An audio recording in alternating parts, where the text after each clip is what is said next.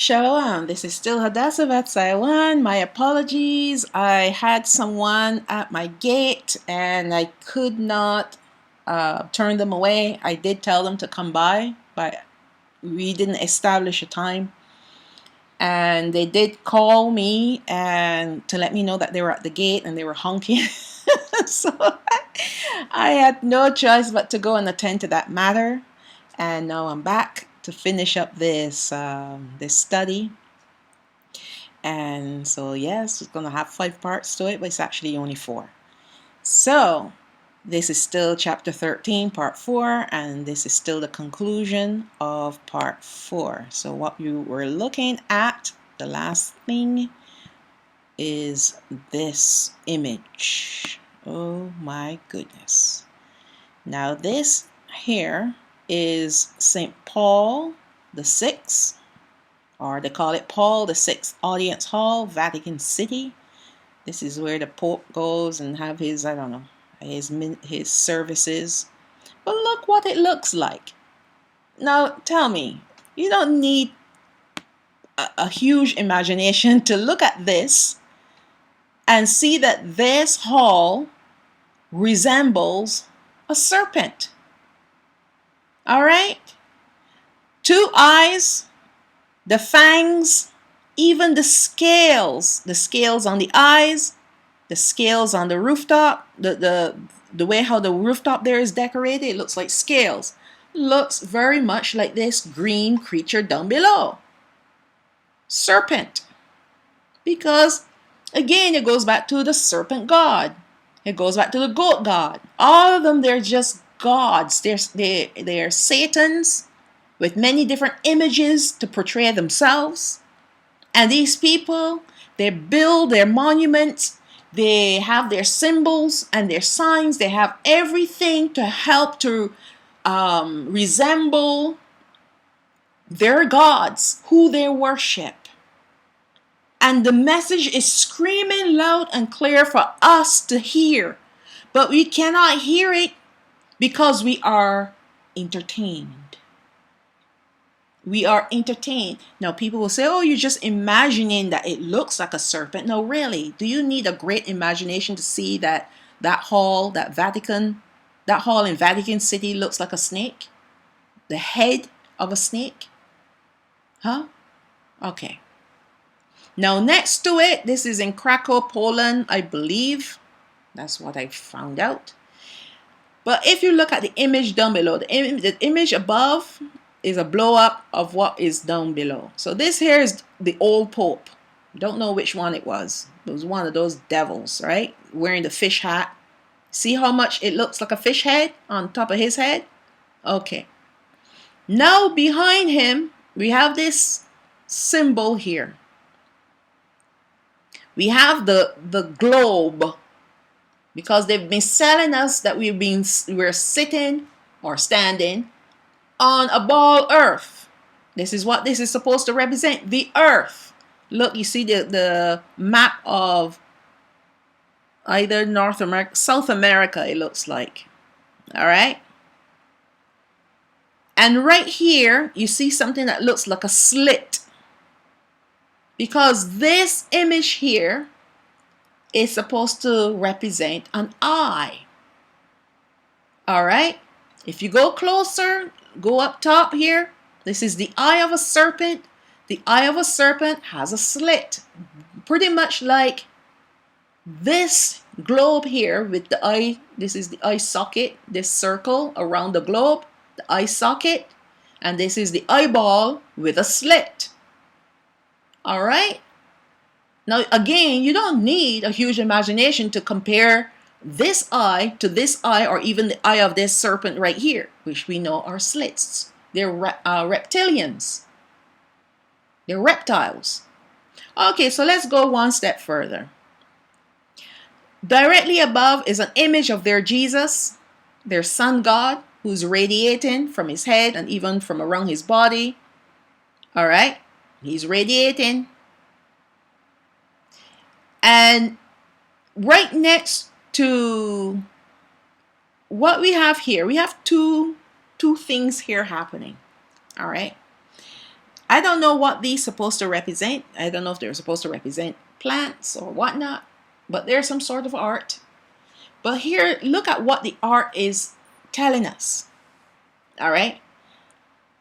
It's almost like there's energy coming through from their God and from their God to this man. Even from the eye. Because if you really look at it from this angle, it looks like these arms, these branches are coming from the eye, but it is also connected to this Pope sitting in this chair. So whether it's coming through from the Jesus character to the Pope or from the eye to the Pope, it is sending us a clear message that this devil here sitting in this chair is receiving its energy from Satan, whether it is the eye or whether it is Jesus, their Jesus. All right, their Tammuz, their Horus, their sun god. All right, who happens to be a serpent god as well. Remember, there was a serpent in the Garden of Eden? Right, that's the god that they serve. It's a Satan. All right. So this picture here speaks a volume of words, telling us who is controlling and empowering these people, these gods. This god up here, which is the sun god, and this god down here, which is the serpent god, is empowering these people to do their evil. Okay. Now here is, I think this is in the same hall. I'm not certain. But this here is the last, not the last Pope that we have right now, the one before him, the one that died recently. And look what's behind him. Now tell me, they call this art. All right. Now this structure here, I'm going to show you a clear picture next. This structure here, this is called the resurrection. This structure here is supposed to represent Jesus rising from the dead. I guess these things behind here are supposed to represent death or dead bodies or whatnot. I have no idea. But look at what he's sitting in front of. What these bishops, this is a bishop,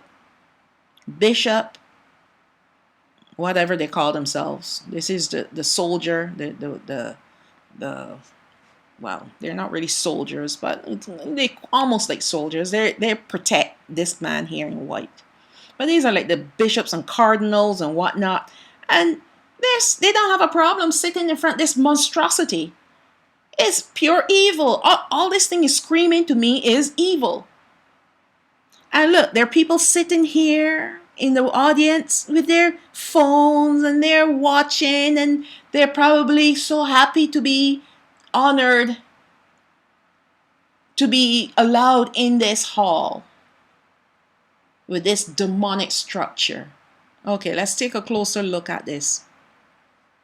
The image of the goat head is hidden in the lower body part and the structure behind. So if you look at this and you kind of not look at it too directly, you can see like this is a horn and this is the lower part of the goat head and this is another horn. And guess who's coming out of the goat head? But they're Jesus. Which, if you look at his face, if you see a close-up of his face, is all distorted and contorted. All right?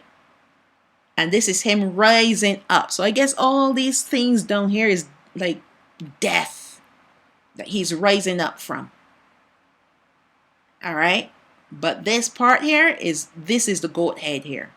From his torso and to his legs, that would be the lower part of the chin. And this is a horn, and this is a horn. And he's coming up out of the goat's head. All right? So he is also part of the goat god, in other words. I'm telling you, these people are telling us exactly who they are and who they worship with all the images that they have and the symbols, and even their language tells you When you have the Pope telling you that God is not a magician, well, his God is not a magician, that's for sure. And he's condoning the same gender relations, all these different things that these people now are pushing out there. Why? Because of the gods that they serve. You see, in the beginning, they had to go slow until they had the right people in place. Because in those days, back in the days, 10, 15 years ago, 20 years ago, and beyond that, and behind that, I should say, they had people that had the right mind in place. Not everyone was on board with their agenda. All right. So some people they took out, they killed off, and then they replaced them, or they just wait until the person retires, or whatever the case may be. But slowly they replace people in the Senate, people in Congress, people in the courts, people in levels of being a president or prime minister. They replace them with their own people. All right? They replace them with their own people. People that can be bought, or people who are worshipers of these same gods. So they have two kinds of people on board. People that can be bought, they can look the other way, and they will look the other way because they are paid to do so. But the greater majority of them are worshipers of these gods. And this here is supposed to be Roman Catholic, with the ram and the Maltese cross, the pyramid, and the six-pointed star, which we know is Kayun or the star of Remphan, Moloch. No wonder they interfere with little children. That's what they do. Go back in history, you see how many times the Catholic Church, the priests and the bishops and whatnots have been sued for rape and those kinds of things. Little children, boys and girls. And they settle all the court. It's been going on for generations. Some of them even do it to their own children. Yes, they did. They came out and spoke about it. All right. Now we're going back to the Ankh. Now here's the interpretation of the Ankh.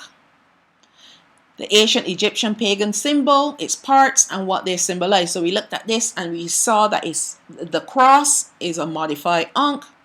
So now we're going to look and see what the different parts symbolize. All right.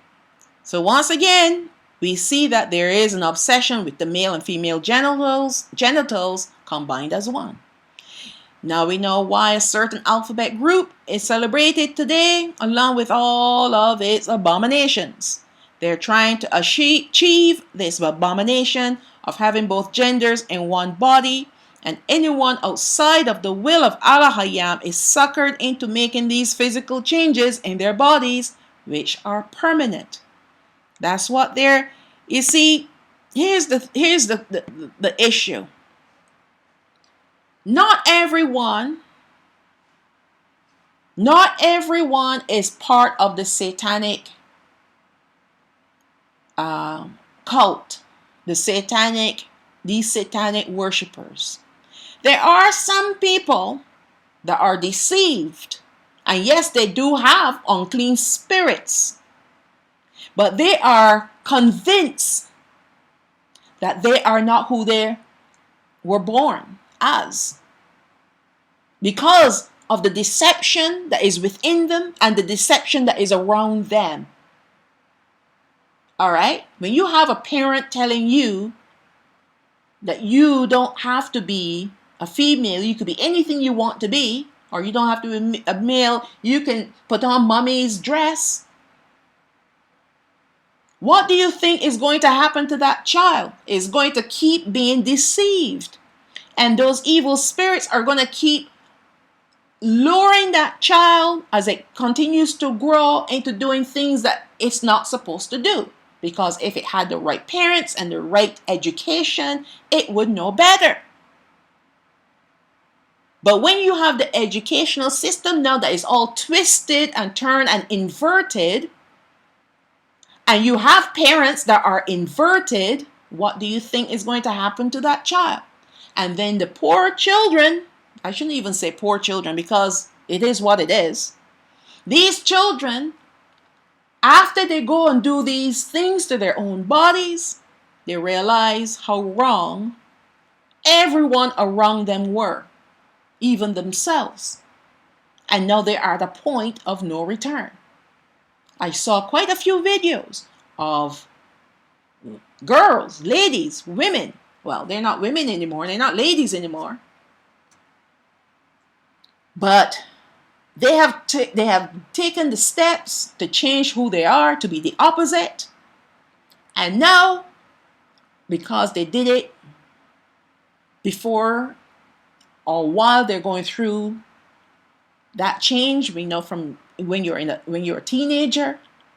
I'm trying to hint things to you without me having to come right out because, again, algorithm. But they take the pills to block the changes in their bodies that would develop them in the correct gender that they are. And then they take more stuff to help them to develop into the gender that they want to be.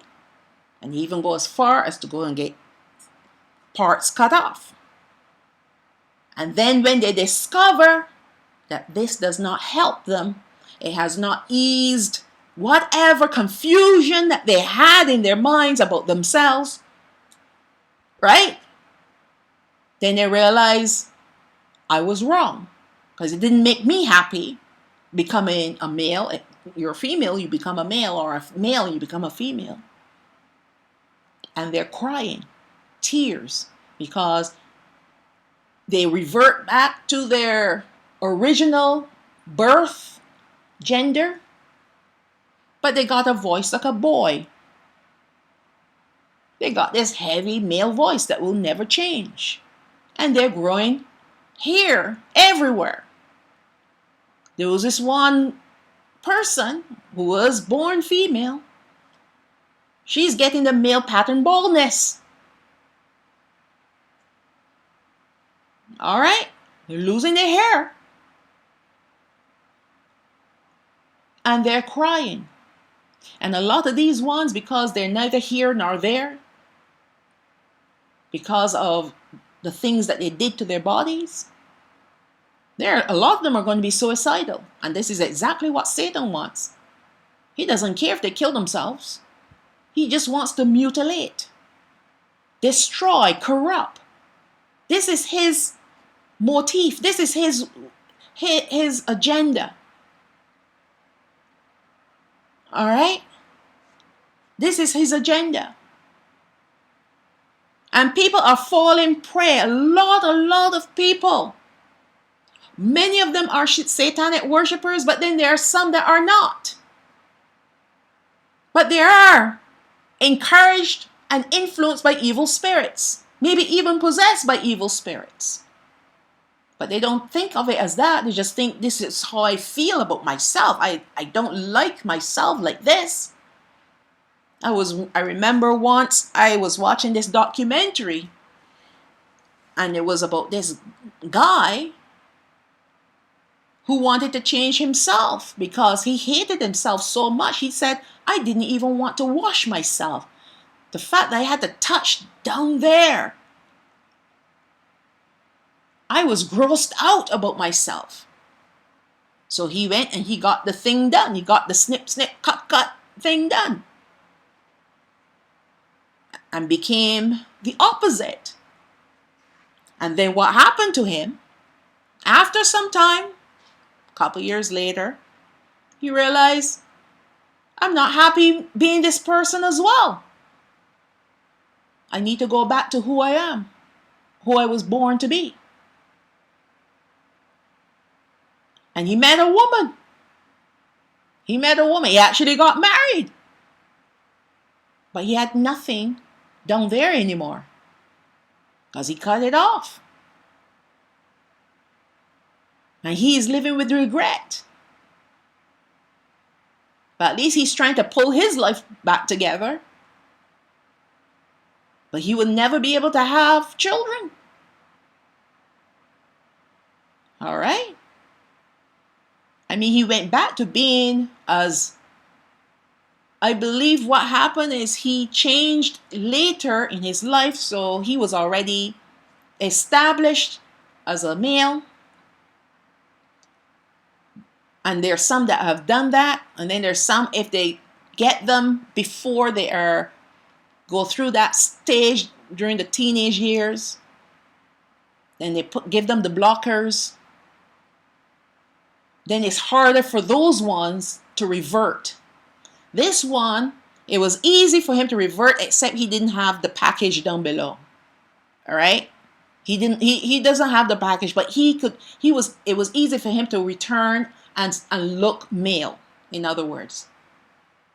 Except for down below. But he met a woman, married her, but he regretted that he went to that stage. And then there was another story, and it was the reverse. A male, sorry, it wasn't the reverse, it was still the male. That, anyways, don't really want to get into that.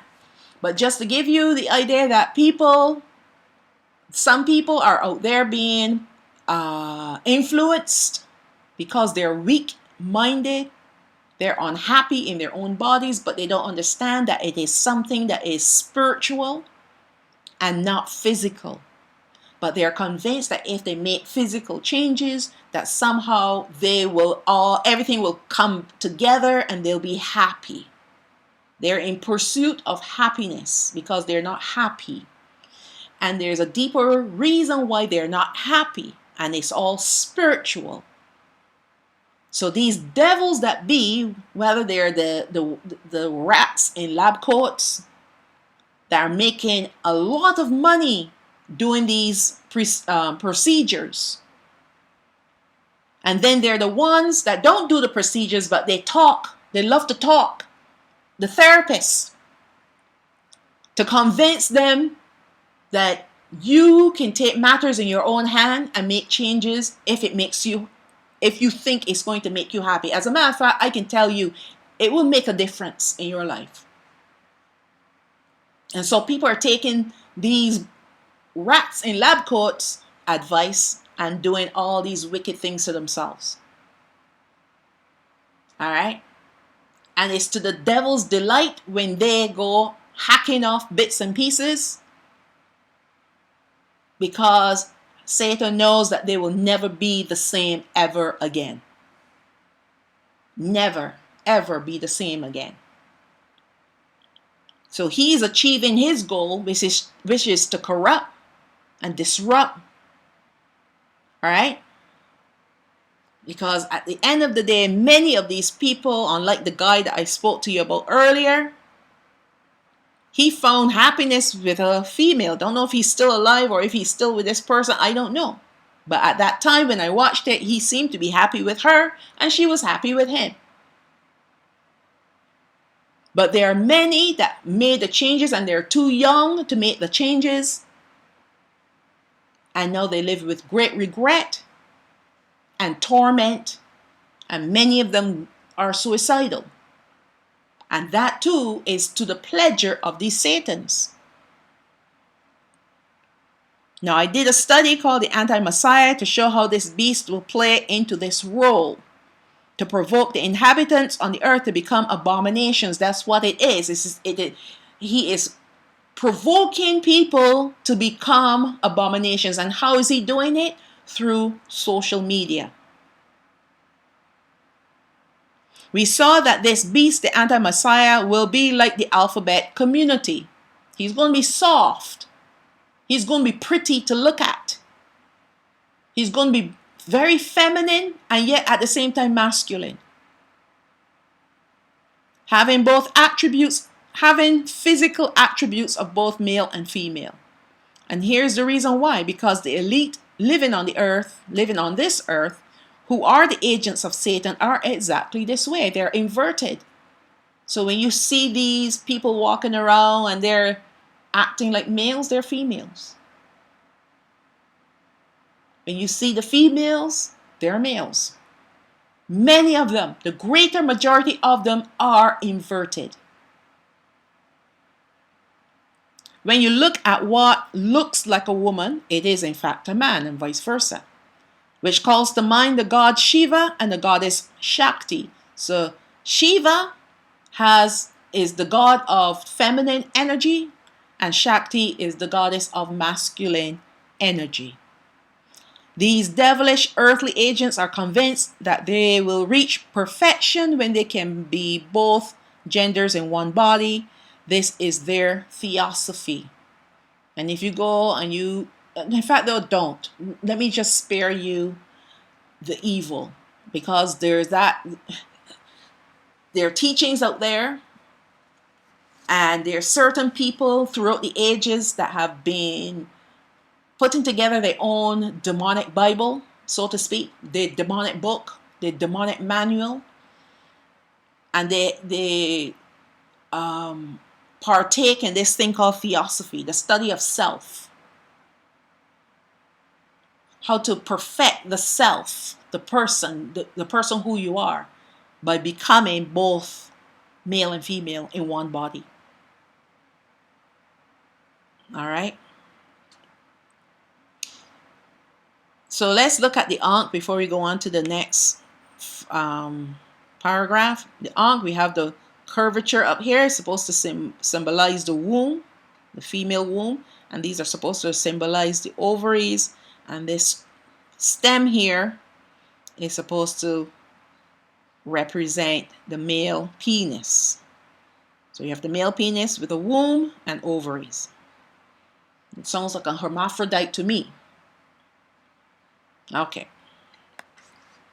Almost all logos that you see around depict the satanic symbols tied to these ancient pagan religions. All right.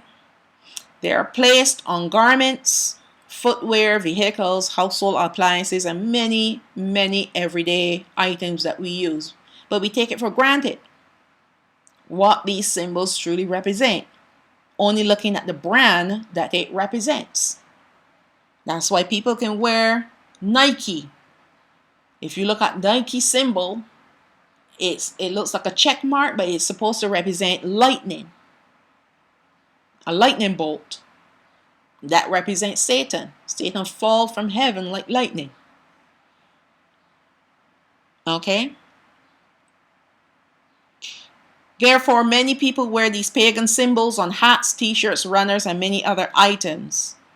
They even buy them, not supposed to be buy them at extravagant cost to be seen as wearing brand name clothing.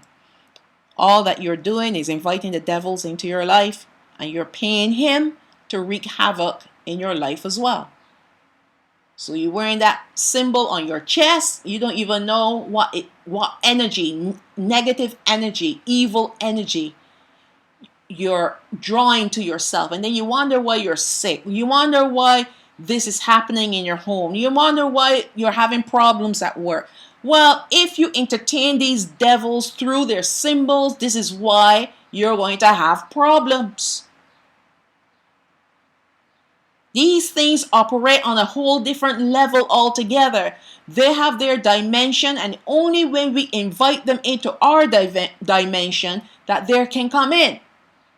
And how we invite them in is when we entertain them, when we wear their symbols.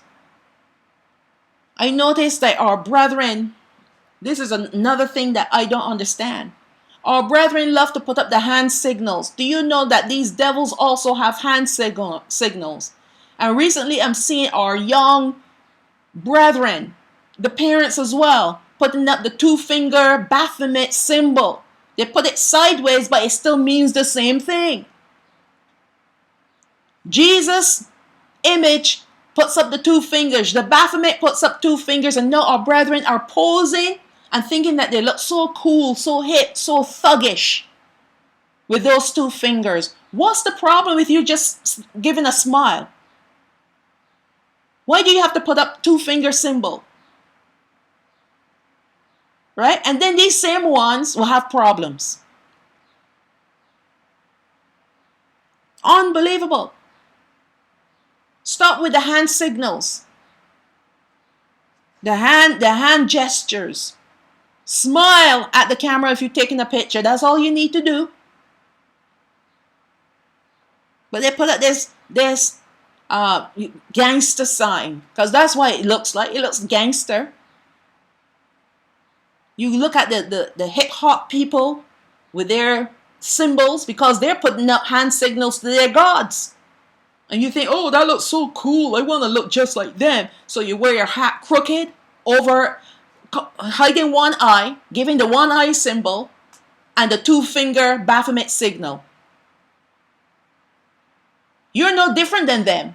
I don't care how awakened you think you are. Now, this is done in ignorance. And such people are operating under this evil spirit called Aspamara. That, again, it goes back to Aspamara. No wonder why they hate the truth. Especially our brethren. If you come down and you tell them, stop doing the hand signals. Stop wearing your hat crooked. In fact, stop wearing brand name clothing. You know what they'll say to you? You're being very, what's the word they say? You're being very religious. And you're being very, there's a word they call it. Gone out of my head. But in other words, there's nothing wrong with them wearing Nike, wearing the, there are a couple of names in my mind. Is it armor something? The 2 C's, which represents the 33, which is the symbol for the Freemasons. Some of them even wear skull and crossbones. All them things represent demonic symbols. And you are inadvertently, indirectly worshiping those gods. There's no such excuse called ignorance. Because ignorance comes from a demon. Unbelievable. And you can't point out anything to these people. You can't say anything to them, because the first thing they say, you're being too religious minded. All right. But I'd rather be religious minded than be in ignorance worshiping demons. And that's why I grouped the Hebrew Israelites in with paganism. Because we're not Israelites and neither are we Hebrew. Okay, now we're going to look at this chart. And you see everything is connected to the Vatican, Roman Empire. And they love to throw, if you look here on the left, on the right, you see Judea, the Second Temple period, and Solomon, and the tablets of the law with Moses. They love to throw our business in there, but they do that on purpose to make you think that Yashraal is a part of their system. We're not part of their system. King Solomon, yes, he adopted a lot of gods in our land, but the Ark of the Covenant, the tablets of the law, has nothing to do with these people. All right? But if you go over here on the left, we have on the top here Baal worship or Baal worship. And the next over here on this other side is human sacrifice. Right? So these are the two things that they do. The worship of Baal or Baal, who is Lord. So when you call on the name Lord or the title Lord, that's who you are doing. That's what you're doing. You're calling on their gods. And then it all stems and starts with the Canaanites. And you see how it just branched out, and you have Babylon, and then you have Egypt. You have the pharaohs of Egypt. And then it goes all the way down to the Vatican. All right. And you have here Akhenaten. Akhenaten, sorry. I'm going to explain a little bit about that in the next slide. Akhenaten, and then you have the Karnak priest, and then of course they had to put in King Solomon. They couldn't leave our business out of there. Then you have Judea, the second temple period, of course, and right there you have the Talmud.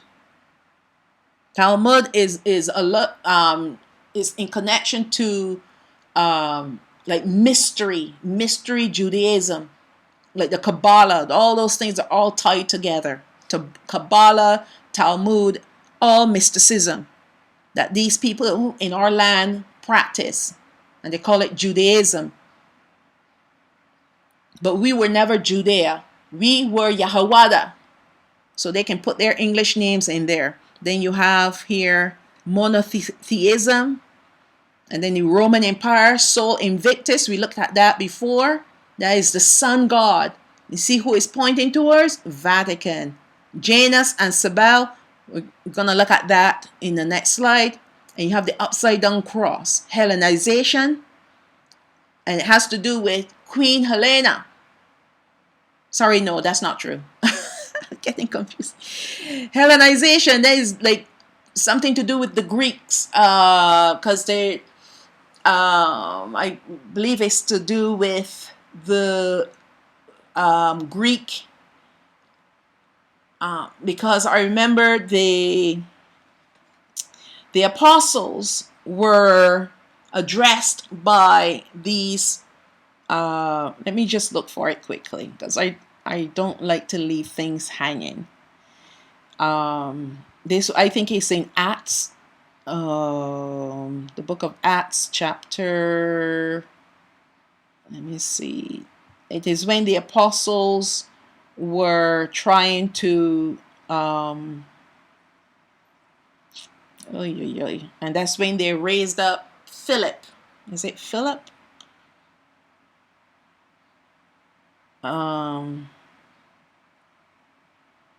Anyways, I'll come back to that, and I'll write it up in the, because I don't want to spend any more time because my computer is heating up too. And notice they have here the Cabal. The Cabal, I explain what that is. And of course you have Satan, Lucifer, the Holy See, Papal States, and Islam. You see that? All of these things are interconnected to each other. And then you have the Dark Ages, and you have the Khazar. You have that. I have a writing up on that too, and the Radhanites. And here we have the Kabbalah. Then you have the Knights Templar and the Praetorian Guard, all connected to the Roman Empire and to the Vatican. And then we have the Pontifical Guard. And then we have Switzerland, Black Nobility. Don't worry about that. That's not us. And then you have the Court Jews. And let's see if I can see it down here. This was a blow-up dive. Yeah. And then you have the Masons and the Jesuits, Illuminati. And then we have here at the very bottom, USA. And for the Illuminati, they have 1776. And as well for the USA, you have their 1776. And they have that same writing. Novus. Yes, that goes back to the eye, the all-seeing eye. Novus, let me look for it.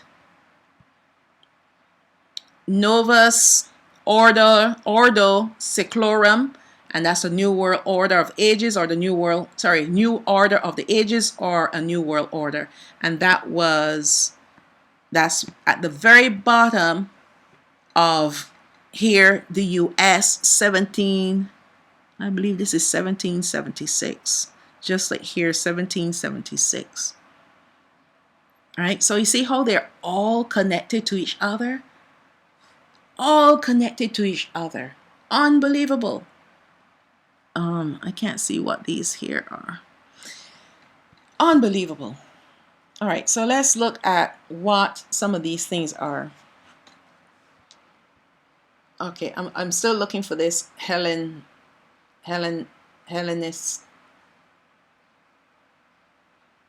Sorry. but it has to do with the Greeks, the Greek period. Sorry, Helen.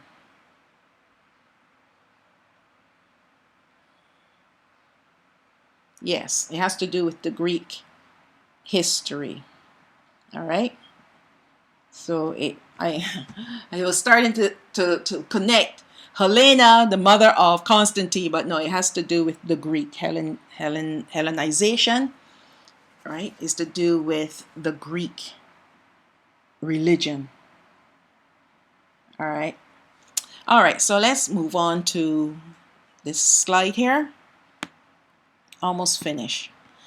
We have the worship of Baal and human sacrifice, which is at the top of this that I showed you. Top here, this is Baal worship, and here is human sacrifice. So this is what these people do. This is exactly what these people do. They worship Baal or Baal, and they use human sacrifice. All right? Their thing is human sacrifice. Then you have the Canaanites, who are the offspring of Ham, the son of Noah. And then you have the Canaan Phoenician and the Canaan Sumerians, which are the Assyrians and the Babylonians. So that would be the next here. Here is Canaan Phoenician and Canaan Sumerian. So these make up the Canaanites. And then we go on. The Phoenicians are an ancient race of people that came from the Canaanites. They are also mixed with many different races like the European Greeks, the Romans, Italy, like the Italians, the people from Spain, Sardinia, this is all Greeks here. Cyprus, Sidon, and Tyre. And it is said that there were merchants predominantly until the Romans brought an end to their commercial empire. Now, Phoenicians are still around. Just like I said, the giants are still around, but they change their outward appearance. All right? They change their outward appearance, but they prove who they are through their symbols and the language that they speak. When I say language, I mean the mantras that they chant to us. They chant to each other, but they chant to us and they get us to chant back to them. All right? So they wear specific colors as well. They like to wear a lot of purple. They like to wear a special kind of blue. And they like to wear red. All right? Those are the three main colors that they wear. If you notice, certain people, they wear a blue tie or a red tie. All right. So those are their colors. Now you have the Karnak priests, which are ancient Egyptian priesthood of the Karnak temple of the Egyptian god Amun-Ra, which is another sun god of Egypt. Radhanites were medieval Jewish merchants, and they came from Western Europe originally. Others say that they came from Persia, the ancient region of Radan, as the name suggested. Then we have Sol Invictus, means invincible sun. It's the sun god of the Romans. Then we have Janus. Janus is a Roman god of duality.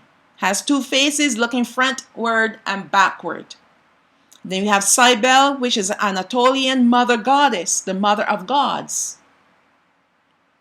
Then we have the Khazars, which are Turkic-speaking people from the Caucasus region, the origins of the Caucasian peoples.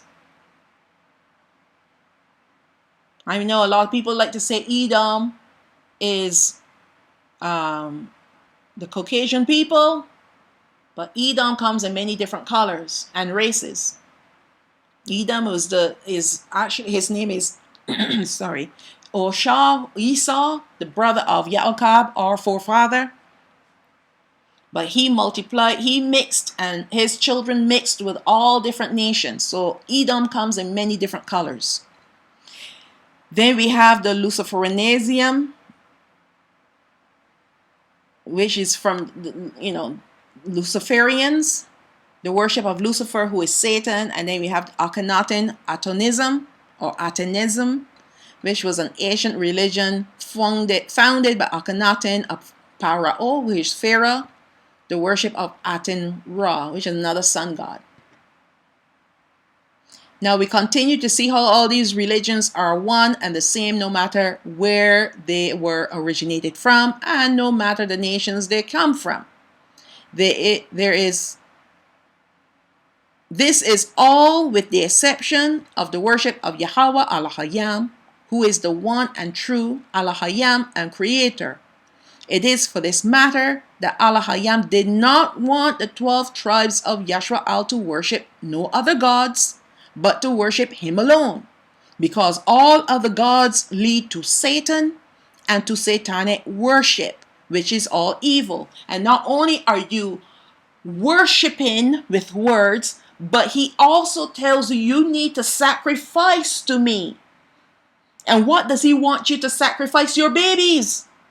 He wants you to take your babies and throw them in the fire, or to slit their throats, whatever it is that he wants you to do. Other things he wants you to do: drink your baby's blood, drink the child's blood, eat the child's flesh, eat human flesh. These are the demonic things that these Satans, once you step into their arena and you start to worship them, it goes from one thing to another till you are in such darkness you can't come out. It would take a miracle for you to come out. So don't get involved. Don't get involved. Shamawath, which is the book of Exodus, chapter 20, verse 1. And Al-Hayyam spoke all these words, saying, I am Yahweh Al-Hayyak, who have brought you out of the land of Matzarayim, out of the house of bondage. That's what these demons do. They bring you into bondage to sin, bondage to darkness, bondage to evil and wickedness. Verse 3, you shall have no other gods before me. You shall not make unto you any graven image or any likeness of anything that is in heaven above, or that is in the earth beneath, or that is in the water beneath the earth. You shall not bow down yourself to them, nor serve them, for I, Yahweh Al-Hayyak, am a jealous Al-Hayyam, visiting the iniquity of the fathers upon the children unto the third and fourth generation of them that hate me. And who hates him? The fathers who commit the iniquity and pass it on to their children. All right? Verse 6, and showing mercy unto thousands of them that love me and keep my commandments.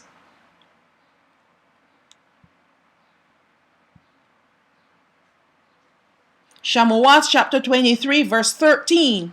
And in all things that I have said unto you, be circumspect, give heed, and make no mention of the name of other gods, neither let it be heard out of your mouth. So all these ones that walking around calling on Yahuwah and Yeshua and Christ and Jesus and Lord and God, you're calling on the names of other gods.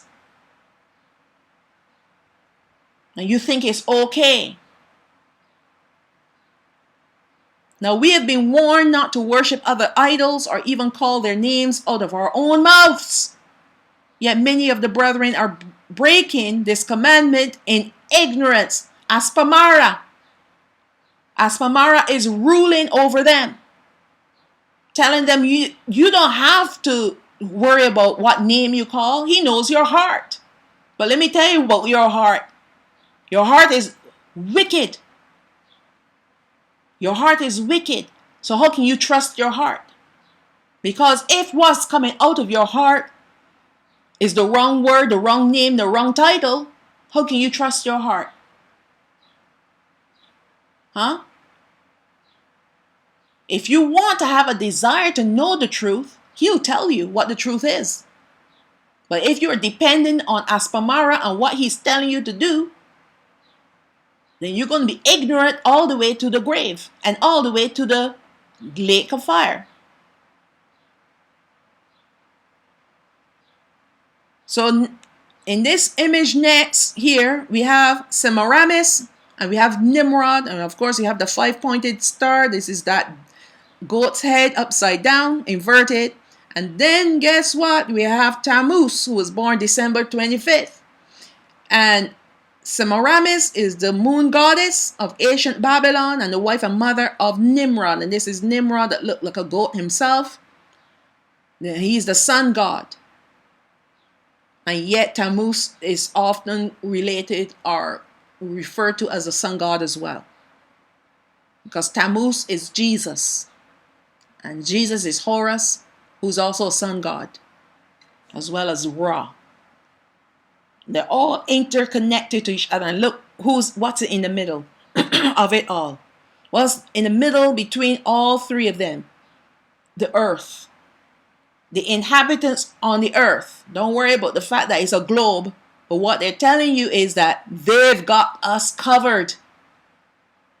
They've got us surrounded. And what are we under? Their demonic worship. The worship of their goat god and their sun god and their moon god. You worship, you celebrate Christmas because you think that's the birth of the Messiah, when he was not born on December 25th. He was born in September/October, around that time. It was before winter came in. Winter comes in late October. So he was born before October finished. But he was not born in December. If you've ever been in the Middle East in December, it is too cold, too wet, too rainy. It's not the time of his birth, but it's the time of the birth of Tammuz. And so people celebrate, oh, well, Christ is in Christmas, so let's celebrate his birthday. Doesn't matter if it is the date or not. Oh, the word that I was looking for earlier is legalistic. We can't be so legalistic about everything, or we're being legalistic if we challenge these things. Right? This is how our people think. And not just us, but the Christians as well. As soon as we start questioning the pagan holidays, that on holy days that they celebrate, then all of a sudden you're legalistic. All right. So let us look at some of the practices of Christianity and the Roman Catholic Church. They celebrate the birthday of Jesus, who is Tammuz. We call it Christmas on December 25th, which is clearly not the correct date for our Mashiach's birthday, as he could not have been born in the winter time. It is too cold and too wet. Yet, according to scriptures, the shepherds were out with their sheep that night when the angel visited them. All right? Shepherds will not be out with their sheep in the winter time. Semiramis, who is Babylonian, is the counterpart to the Egyptian goddess Isis. And Nimrod, who is Babylonian, is the counterpart to the Egyptian god Osiris. And Tammuz, who is Babylonian, is the counterpart for the Egyptian god Horus. And the Catholic Church worships Mary as the Mother of God. And that's how it's all tied in, because Mary is Semiramis and Jesus is Horus. All the elements of Christmas points to it being a pagan unholy day. The celebration of Christmas stemmed from the celebration of Saturnalia, an ancient Roman festival to honor Saturn. Sunday was the day changed by the Roman Emperor Constantine for worship, which is also the worship of the sun god Ra, because it's the day of the sun, or any of its other names. While Judaism worships on Saturday the worship of Saturn. And Saturn is usually represented as a cube. And there's another religion that worships the cube. And we saw that in Islam. That's why you have that cube there in Mecca. All right. That's Saturn. The celebration of Good Friday is a pagan unholy day, as it was never called that by our forefathers, the disciples of Hamashiach. Our forefathers never called it Good Friday. It was always called Pasach. It is called Passover or Pasach. Besides, Hamashiach did not die on a Friday, as he rose on the first day, which is the equivalent of the first day of the week, which they would call Sunday. Therefore, he could not have died on Friday if he was in the grave three days. So do the math. If you call the first day of the week Sunday, and he died on a Friday, then it means he was only 2 days in the grave. But remember, during those times when Hamashiach died, the days were numbered, not named. The first day of the week will be day number 1. So he could not have died, if you backtracked, he could not have died 2 days before that day. It has to be 3 days before that day.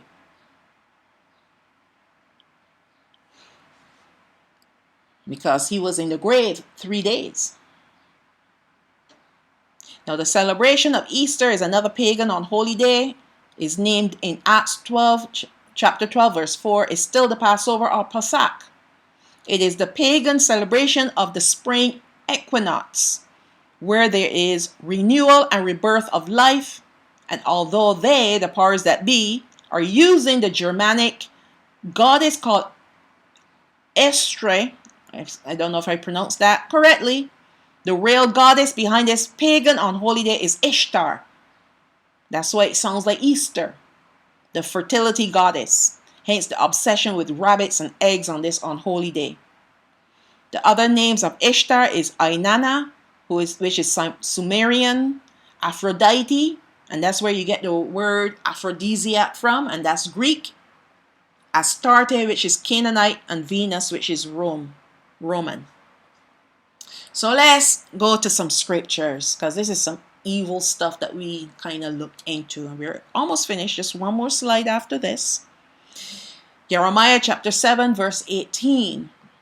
The children gather wood, and the fathers kindle the fire, and the women knead their dough to make cakes to the Queen of Heaven. The Queen of Heaven, again, Ishtar, Mary, Eve, okay, Astarte, they're all called Queen of Heaven. And to pour out drink offerings unto other gods, that they may provoke me, meaning Allah Hayam, to anger. So this is what the families were doing. The children were getting the wood, the fathers were kindling the fire, and the mothers, the women, were kneading their dough, making their breads to offer up to the Queen of Heaven. That's what our forefathers were doing.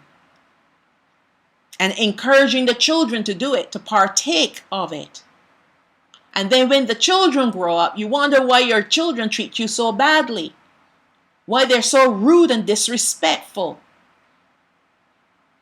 Because from a very young age, you introduce them to the devils. Because you yourself partake of the worship of devils. 1 Kings chapter 11, verse 1. But King Shalaman, who is Solomon, loved many strange women, Sidonians and Hittites, of the nations concerning which Yahweh said unto Habanai, O Yashrael, the children of Yashrael, you shall not go into them, meaning have sexual intercourse, which leads to marriage, by the way. Neither shall they come in unto you. So your men folk should not be marrying their women, and their sons should not be marrying our women. For surely they will turn away your heart after their gods. Shalaman cleaved unto these in love, and he had 700 wives and princesses, and 300 concubines. And his wives turned away his heart. And many of our menfolk, the wicked ones, would look at this and think, wow, and rub their hands together like a bunch of crickets. All right? Thinking that Shalaman had a good time because he had 1,000 wives and concubines. He had a different woman every day of the week. Right? There are only 360 in those days, 364 days in a week, in a year. So he could have a different woman every day for the next few years. And then he rotate it all over again. As a matter of fact, he can have 2 women per day and still don't have to rotate for another 2 years. That's the wickedness in our men folks' minds that want multiple wives. And you know what happened? It turned away his heart. Verse 4, for it came to pass when Shalimah was old that his wives turned away his heart after other gods. And he was supposed to be the wisest man, even up to date, the wisest man that ever lived. And yet he was so foolish that he went and married all these women. He was full of lust. Right? He had the wisdom of Al-Hayyan, but he had a lot of lust as well. And the lust that he had overwhelmed his wisdom. Because if he was truly wise in his heart, he would not have married all those women. And he would not be serving their gods. Why could he not influence them to be like him? To worship Al-Hayyan? But no, they came and influenced him to worship their gods. So he wasn't all that wise, in my opinion. He may have the wisdom to make the right choices, but when it came to his own personal life, he was as foolish as a ram goat. Look at what happened to him. His heart turned away from the Most High. And he certainly wasn't using the wisdom that the Most High gave to him. And even when Al-Hayyan spoke to him on 2 occasions to turn him away from his wicked practices, he rejected him. Yes, he did. So let's see what else he did. He was nothing like his father. For it came to pass, verse 4, for it came to pass when Shalimah was old that his wives turned away his heart after other gods, and his heart was not perfect with Yahweh, his Al-Hayyan, as was the heart of Dawad his father. And when we say perfect, it means complete, meaning that Al-Hayyan is sitting on the throne of his heart, which makes him complete in Al-Hayyan. His father, yes, Dawad, he had an issue with lust too, and he had a lot of wives, but he married the right kind of women, and no one could influence him to worship any other gods, any of their gods. But Dawad still had issues with his family, his sons. There was a lot of mayhem in his family, right? Absalom wanted to take away the throne from him. At one point in time, Dawad had to run and hide from Absalom. But Dawad, his heart was solely after Al-Hayyan to the day he died, but not Shalimah. And the reason why is because Dawad, from very young, he was a worshiper, a true worshiper of Al-Hayyan. That's why the father said, when he comes back again, he's going to be governor over us. He's coming back. All right. Verse 5. For Shalimah went after Ashtoreth, the goddess of the Zidonians, and after Milcom, who is Molech of the Phoenicians. So he was allowing his wives to sacrifice his own babies in the fire. They're called the abomination of the Ammonites. Verse 6. And Shalimah did evil in the sight of Yahweh, and went not fully after Yahweh, as did Dawad his father. Then did Shalman build a high place for Chemosh, the abomination of Moab, in the hill that is before Jerusalem. Even in Jerusalem, he was setting up temples for his wives' gods. And for Molech, the abomination of the children of Ammon. And likewise did he for all his strange wives, which burnt incense and sacrificed unto their gods. What do you think they were sacrificing? Their babies that they made with him. That's what Moloch is all about. That's what Chemosh is all about. Those gods require blood sacrifices, human sacrifices. Verse 9, and Yahweh was angry with Shalman because his heart was turned from Yahweh Elohim Ol Yashwa'al, who had appeared unto him twice, and had commanded him concerning this thing, that he should not go after other gods. But he kept not that which Yahweh commanded. He did not keep his commandments, not to serve other gods. Wherefore Yahweh said unto Shalman, for as much as this is done of you, and you have not kept my covenant and my statutes, which I have commanded you, I will surely rend the kingdom from you, and will give it to your servant. Verse 12, notwithstanding in your days, will I not do it for Dawad your father's sake. So you see, Elohim always, when he keeps covenant with people, he keeps it to the end. Right? For Dawad's sake, he did not rip the kingdom out of Shalman's hand, but in his son's hand. Because Rehoboam was worse than his father. He was a wicked young man. Verse 13, howbeit I will not rend away all the kingdom, but will give one tribe to your son for Dawad my servant's sake, and for Jerusalem's sake, which I have chosen. Jerusalem is the place where where he recorded his name to build the temple that Shalman built. And it's the center for worship. Then, and when he comes again, when Hamashiach comes again, and he gave one tribe to the son of Shalman, who is Rehoboam, because the tribe of Judah, the tribe of Yehoiada, was already belonging to him. He was already king over that tribe. So the one tribe that he's speaking of would have been the tribe of Benaiah Bayam, which is the tribe of Benjamin. And then the half tribe of the half tribe of Levi, which is the Levites, because Jeroboam, who became the king over the 10 tribes, became very insecure. So he disbanded the tribe of Levi, have his own priesthood, and he set up 2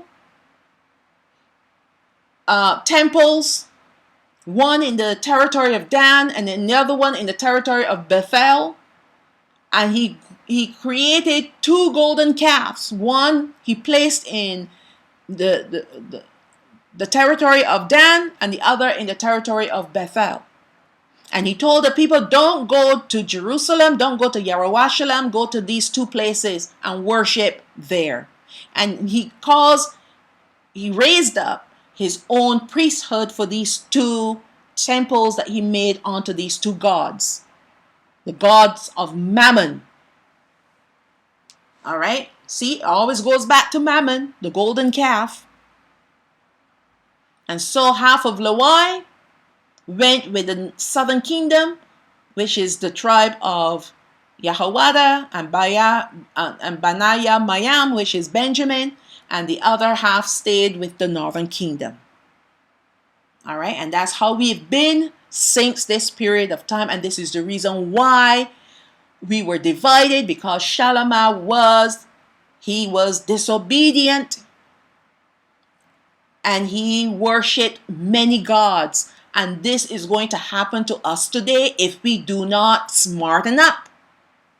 He was wise, but he was still foolish enough to do these things. All right, let's look at Ezekiel chapter 8, verse 15. Then said he unto me, Have you seen this, O son of man? Turn you yet again, and you shall see greater abominations than these. And he brought me into the inner court of Yahweh's house, which will be his temple. And behold, at the door of the temple of Yahweh, between the porch and the altar, were about 25 men, that's 25 men, with their backs toward the temple of Yahweh, and their faces towards the east.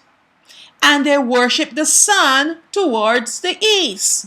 That's sun worship. That's the worship of Ra. That's the worship of Horus. That's the worship of Nimrod. Verse 17. Then he said unto me, Have you seen this, O son of man?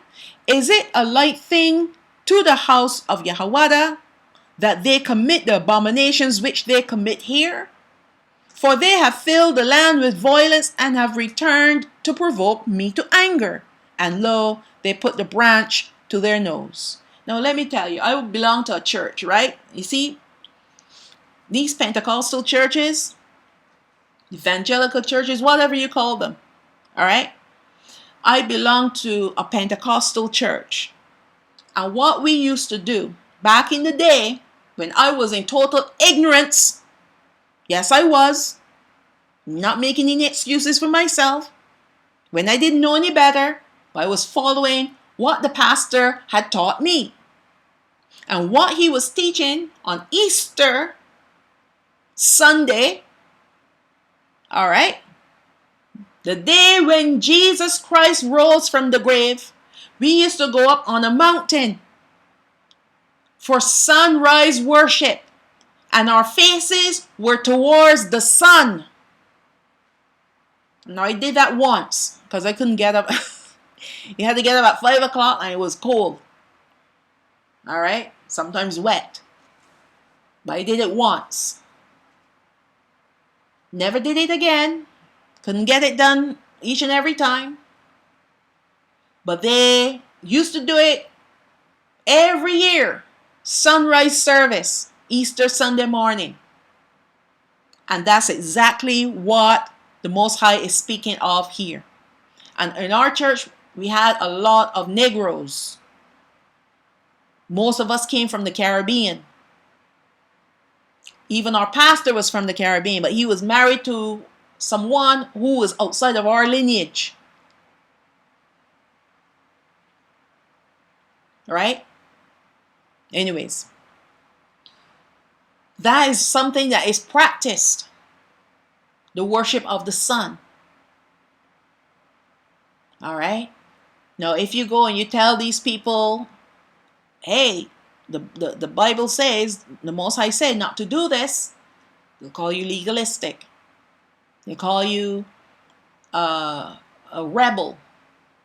But that's all right. If you can handle it, tell them the truth. But if they don't want to receive the truth, shake their dust off your feet. But at least you said you spoke the truth. And I spoke to my friend, she was involved in it, and I said to her, do you know that the Bible speaks against that? You know the Most High speaks against that? It's called sun worship. Anyway. All these pagan traditions, the worship on Saturday and Sunday, the keeping of strange festivals like Good Friday and Easter, to name a few, even the so-called feast days. If you're worshiping the feast days of Allah Hayam, on the days that those in our land is celebrating those feast days, then you are calling a holy day an unholy day, and an unholy day a holy day. And you're still worshiping pagan gods and using their festivals and worshiping on their festivals. All right. So these strange festivals, Good Friday and Easter, to name a few, are all leading many people to the lake of fire. In the name of ignorance, the demon Aspamara, the footstool of Shiva. There are still many other demonic symbols and elements that have infiltrated the true worship of Allah Hayam. and programmed even the brethren into thinking that they are on the right path. This is how deception works. It hides the truth from you and feeds you with lies. And because of the hardness of our hearts, we are unable to do any better than to believe the lies. Now, if your heart was made of flesh and the Most High could circumcise that heart, then the truth will be able to penetrate. But because it is harder than rock, is made of this dense material, can't even penetrate, not even the truth can penetrate.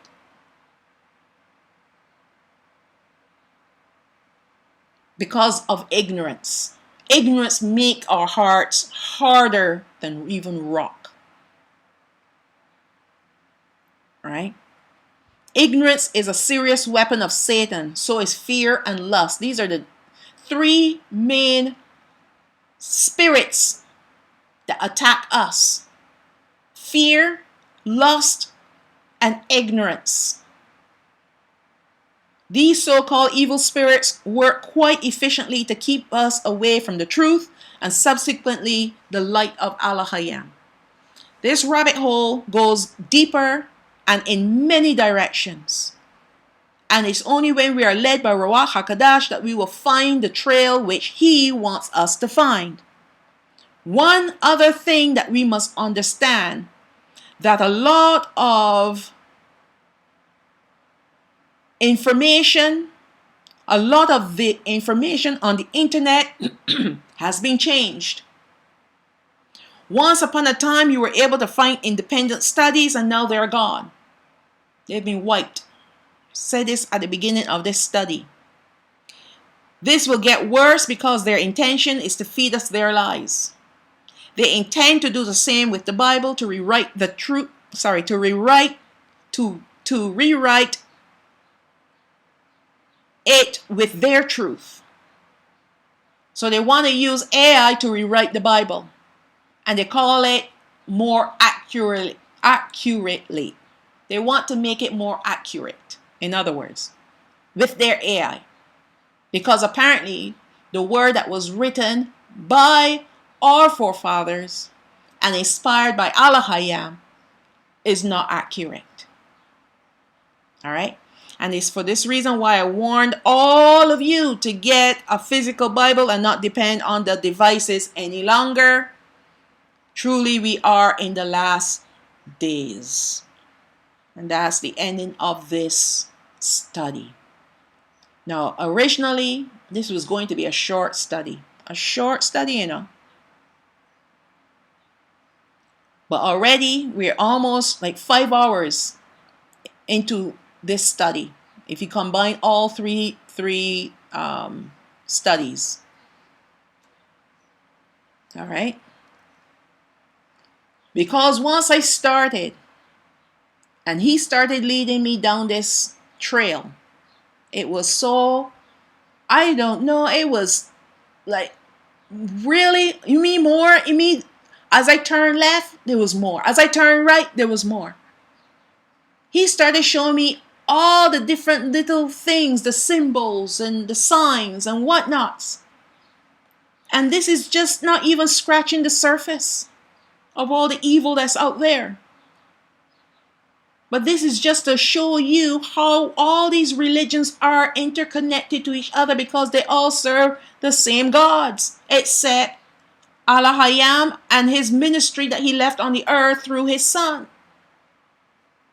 That's the true ministry. And he is the one and only creator. Our Allah, our Abba. But these other religions and branches of other religions, you know, you read the story that you have the Catholic Church and then it branched off, and you have the Anglican on one side and the Catholic Church on the other side, and then they branch off and they have the Protestant churches. They all have stories to tell you why they branched off and created a new religion with different doctrines. So now everyone has a choice. You can choose which religion you want to be in. based on how comfortable you want to be. All right?